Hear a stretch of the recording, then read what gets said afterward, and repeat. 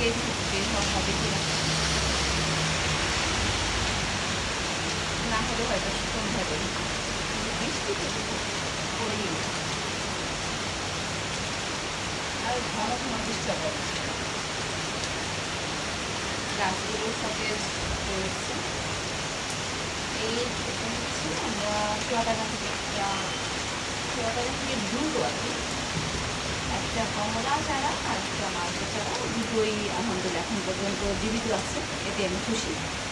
দেখা যাক 3 বছরের মাঝে ফল ধরার কথা, জানি না। অলরেডি 7-8 মাস হয়ে গেছে আমাদের চুয়াডাঙ্গা সফরে। তারপর প্রত্যাশা করছি বেঁচে থাকলে, যদি আমিও বেঁচে থাকি, ইনশাল্লাহ ফল পাবো।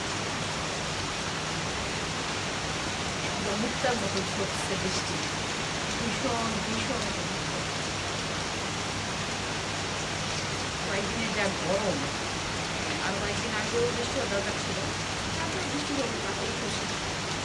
আর আমি যখন অফিসে থাকি তখন একটু মন খারাপ থাকে যে বৃষ্টিটা উপভোগ করতে পারি না বাসার কথা বা বাইরে থাকলে।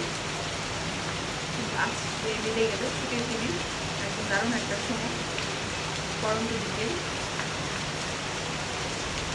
বাইরে থাকতে ভালো লাগতো, বৃষ্টিতে সেটা আরও বেশি উপভোগ করা যেত। বাসায় অন্যরকম, বাসায় হচ্ছে আয়ের শেষ, তাই আমি যা হবে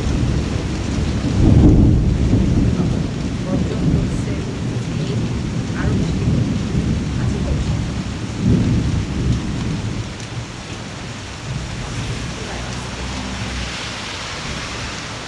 মাঝেই কিনা দেখা যাক কি হয়। সবাইকে ছুটির দিনের বেশি শুভেচ্ছা।